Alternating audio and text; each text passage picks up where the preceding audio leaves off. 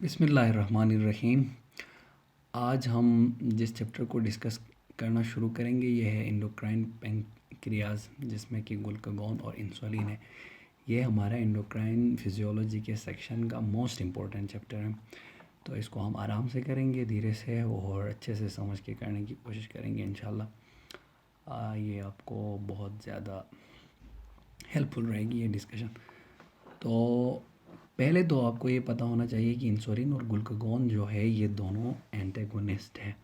और antagonist 3 type के हो सकते हैं हमारे पास: फिजियोलॉजिकल एंटेगोनिस्ट, फार्माकोलॉजिकल एंटेगोनिस्ट और बायोकेमिकल एंटेगोनिस्ट। ये दोनों फिजियोलॉजिकल एंटेगोनिस्ट है, ठीक है। फिजियोलॉजिकल एंटेगोनिस्ट की एग्जांपल है आपके पास ग्लूकागॉन और इंसुलिन।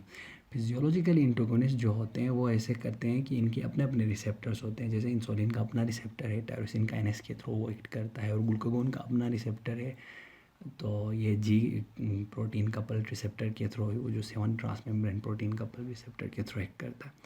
और जो ओवरऑल इफ़ेक्ट होता है ग्लूकागॉन का वो बिल्कुल रिवर्स होता है इंसुलिन के, और इंसुलिन का रिवर्स होता है ग्लूकागॉन के। तो ये दोनों फिजियोलॉजिकल एंटेगोनिस्ट है। बाकी फार्माकोलॉजिकल एंटेगोनिस्ट में ऐसे होता है कि एक ही रिसेप्टर पे दोनों चीज़ें एक्ट कर रहे होते हैं। जैसे एसिटाइलकोलिन के लिए मस्कुरिनिक रिसेप्टर है, तो एसिटाइलकोलिन आगे उस पर रखता है और आगे फंक्शन शो करता है सिग्नल ट्रांसडक्शन के थ्रू। लेकिन मस्कुरिनिक रिसेप्टर ब्लॉकर जैसे एट्रोपिन एक चीज़ होती है, ड्रग होता है, ठीक है, वो आगे इस पर लगता है और ब्लॉक करता है और एसिटाइलकोलिन को लगने नहीं देता है। इस तरीके से एक्शंस को, एसिटाइलकोलिन के एक्शंस को ये रिवर्स कर रहा होता है। ये फार्माकोलॉजिकल एंटेगोनिस्ट है। बायोकेमिकल एंटेगोनिस्ट में ऐसा होता है कि बायोकेमिकली रिएक्ट करता है एक चीज़ आके, ठीक है। मिसाल के तौर पर ये रिसेप्टर है, ये आपका लाइजेंड है, तो एक और चीज़ आ जाए आके इसके साथ रिएक्ट कर, इसको तोड़े, इसके साथ लगने ना दे और फंक्शन ना करने दे, ये बायोकेमिकल एंटागोनिस्ट, ठीक है। अब ये दोनों फिजियोलॉजिकल एक दूसरे के एंटागोनिस्ट है, और इनका मेन फंक्शन जो है, मेन फंक्शन वैसे तो बहुत सारे फंक्शन हम डिस्कस करेंगे डिटेल में, वो ग्लूकोस, जो ब्लड ग्लूकोस है उसको रेगुलेट करना है। ब्लड ग्लूकोज नॉर्मल वैल्यू होती है 4 to 5 मिलीमोलर, ठीक है, या 90 to 110 मिलीग्राम पर डेसीलीटर।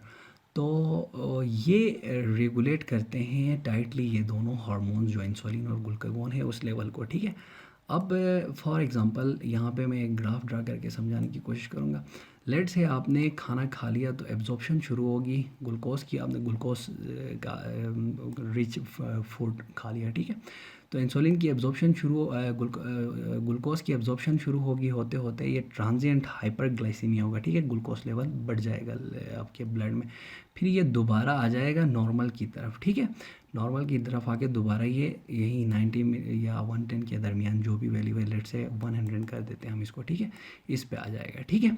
तो ये इसका ऊपर जाना और इसका वापस नीचे आना, ये देखिए इसका आप टाइम याद रखिए। अगर आपने 0 मिनट पे आपने खा लिया तो 45 मिनट में आप पीक पे जाएगा आपका ब्लड ग्लूकोज लेवल, और जो है 90 मिनट के अंदर ये दोबारा नॉर्मल लेवल पे आएगा।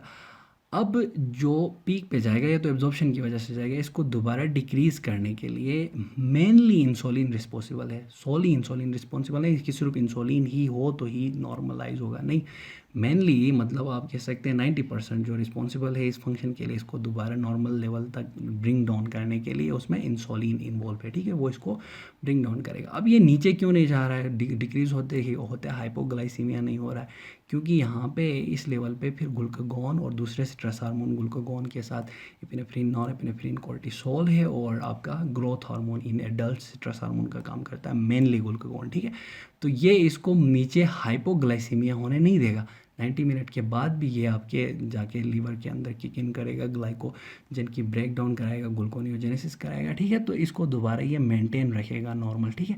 तो 12 घंटे तक ग्लाइकोजन की ब्रेक डाउन से आता है, ठीक है, उसके बाद ग्लूकोनियोजेनेसिस से आता है। ये आप बायोकेमिस्ट्री में डिटेल में देखोगे। फिर सिर्फ इतना आपको पता होना चाहिए कि इंसुलिन इसको ब्रिंग डाउन करता है और ग्लूकागॉन इसको नीचे हाइपोग्लाइसीमिया होने से बचाता है। हाइपरग्लाइसीमिया इवल है, लेकिन हाइपोग्लाइसीमिया मेरे ख्याल में मोर इवल है। हाइपोग्लाइसीमिया ये कॉम्प्लिकेशन है, मोस्ट कॉमन कॉम्प्लिकेशन है मैनेजमेंट ऑफ डायबिटिक पेशेंट्स में, ठीक है। तो हाइपोग्लाइसीमिया हाइपरग्लाइसीमिया दोनों ख़तरनाक है। तो हाँ, ये दोनों इसको टाइटली रेगुलेट करते हैं, और इनके डिसऑर्डर्स से, इनके मतलब जो हाइपर हाइपो फंक्शनिंग से वहीं हाइपर हाइपोग्लाइसीमिया हो सकता है। अच्छा, ऑर्गेनाइजेशन अगर देखें हम, देखिए पेंक्रियाज जो है उसमें से इंडोक्राइन पेंक्रियाज, पेंक्रियाज एक छोटा सा ऑर्गन है, उसका सिर्फ और सिर्फ 2% जो पेंक्रियाज है वो इंडोक्राइन है, ठीक है, बाकी सारा एक्सोक्राइन है 98%। उसे इजलेट्स ऑफ लैंगरहैन कहते हैं, ठीक है, वो पेचिस पेचिस में डिस्ट्रीब्यूट होता है। इसकी हिस्टोलॉजी आप देखें। अब इसमें हमारे पास मेनली 3 किस्म के सेल्स है, ठीक है, बीटा सेल्स है, अल्फा सेल्स है और डेल्टा सेल्स है। इस 2% का, या आप कह सकते हो एक छोटी चाय का चम्मच होगा टोटल पेंक्रियाज का है इजलेट्स ऑफ लैंगरहैन, ठीक है, मतलब एंडोक्राइन पेंक्रियाज। उसका बीटा बीटा सेल जो है वो मेजॉरिटी सेल्स है, ठीक है, 60% से ज़्यादा वो सिक्रेट करते हैं इंसुलिन, बीटा सेल्स, ठीक है। और ये पहले ब्लड ये यहाँ पे आता है बीटा सेल्स में, ठीक है, ये पोर्टल, इसकी इंपॉर्टेंस है, मतलब बीटा सेल से इंसुलिन आता है, पहले यहाँ ब्लड रिसीव करता है ब्लड रिसीव करके इंसुलिन को सेंस करेगा, हाइपरग्लाइसीमिया है तो ये इंसुलिन सिक्रेट करेगा, ठीक है, ग्लूकोज को सेंस करेगा, हाइपरग्लाइसीमिया है तो ये इंसुलिन सिक्रेट करेगा बीटा सेल्स। तो इंसुलिन जो है ये फिर इनहिबिट करता है। अच्छा, अल्फा सेल्स जो है ये देखिए ये 20% है आपके इजलेट्स ऑफ लैंगरहैन के, और ये ग्लूकागोन सिक्रेट करते हैं। इंसुलिन अगर सिक्रेट हो जाए तो ये ग्लूकागोन की सिक्रीशन को इनहिबिट करता है, ठीक है, हो गया। अच्छा, और तीसरे टाइप का सेल्स हमारे पास जो है वो डेल्टा सेल्स है, ये 5% है आपके इजलेट्स ऑफ लैंगरहैन के, और ये अंदर इंटरपोज्ड है, ठीक है, इंटरमिक्स्ड है। अच्छा, ये सेंट्रली इजलेट्स ऑफ लैंगरहैन के सेंटर में बीटा सेल्स है जो इंसुलिन सिक्रेट करते हैं। बाकी आउटर जो रिम है इजलेट के, वहाँ पे अल्फा सेल्स है जो 20% है, ये ग्लूकागोन सिक्रेट करते हैं। और बाकी इंटरमिक्स डेल्टा सेल्स है 5% जो कि आपका सोमेटोस्टेटिन सिक्रेट करते हैं। सोमेटोस्टेटिन जो है इनहिबिट करता है आपके इंसुलिन की सिक्रेशन फ्रॉम बीटा सेल और ग्लूकागोन की सिक्रेशन फ्रॉम अल्फा सेल, ठीक है। और इंसुलिन इनहिबिट करता है आपके ग्लूकागोन की सिक्रेशन को, लेकिन ग्लूकागोन इंसुलिन के सिक्रेशन को इंक्रीज करता है। ये हम रेगुलेशन में दोबारा से भी अच्छे से देखेंगे, ठीक है। इंसुलिन जो बीटा सेल सिक्रेट करता है उसके साथ सी पेप्टाइड भी इक्वली मोलर कंसंट्रेशन में सिक्रेट होता है, ये भी हम दोबारा से डिस्कस करेंगे। फिलहाल आप इतना याद रखिए कि 2% ऑफ पेंक्रियाज जो है सिर्फ वो एंडोक्राइन पेंक्रियाज है, ठीक है, वो इजलेट्स ऑफ लैंगरहैन है, वो डिस्ट्रीब्यूट है पेंक्रियाज के अंदर। उसमें से मेजॉरिटी जो है बीटा सेल्स की है जो सेंट्रल लोकेटेड है इजलेट्स ऑफ लैंगरहैन में, और वो इंसुलिन सिक्रीट करते हैं। इंसुलिन जो है अल्फा सेल्स को नेगेटिव फीडबैक इनहिबिट करता है, ग्लूकागोन सिक्रीट नहीं कराता, ठीक है, जो कि alpha cell normally glucagon secrete करते हैं इन रिस्पॉन्स टू हाइपोग्लाइसीमिया और अदर स्टिमुलेंट्स, ठीक है। और ये आउटर रिम में है। बाकी इंटरमिक्स डेल्टा सेल्स है जो सोमेटोस्टेटिन सिक्रीट करते हैं, जो सब कुछ को इनहिबिट करता है, ठीक है। अब यहाँ हम एक और चीज़ देखेंगे, नॉर्मली एडिनोमा क्या चीज़ होता है। एडिनोमा जो है ना, देखिए, नियोप्लेजिया कहते हैं, नियोप्लेजिया जो अगर एक सेल हो, एक सेल जो है बहुत ज़्यादा रैपिडली डिवीज़न करे और बहुत ज़्यादा सेल्स बनाए, ठीक है, और बहुत ज़्यादा सेल्स बनाए, एक ही सेल से बने, ठीक है, और बनने के बाद अगर ये मेलेग्नेंट हो तो इनको हम कार्सिनोमा कहते हैं, नहीं अगर ये मेलेग्नेंट ना हो तो इनको हम एडिनोमा कहते हैं, ठीक है। ये दोनों ट्यूमर्स की टाइप है। तो ये एंडोक्राइन जो ट्यूमर्स हो सकते हैं ये कॉमन, जिस तरह हमने पिट्यूटरी में कहा था, पिट्यूटरी एडिनोमास में most common pituitary adenoma prolactinoma था, ठीक है, प्रोलेक्टिन सिक्रेटिंग ट्यूमर था। तो इधर भी ट्यूमर्स हो सकते हैं। इसमें हम एक देखेंगे, सोमेटोस्टेटिन को यहाँ पे रफा दफा करेंगे ताकि हम इंसुलिन और ग्लूकागोन को डिटेल में डिस्कस कर सके। डेल्टा सेल्स का अगर ट्यूमर हो, ठीक है, ये डेल्टा सेल्स जो इंटरमिक्स थे 5% इजलेट्स ऑफ लैंगरहैन के जो सोमेटोस्टेटिन सिक्रेट करते हैं, इनका ट्यूमर हो, इनको सोमेटोस्टेटिनोमा कहोगे, ठीक है, एडिनोमा।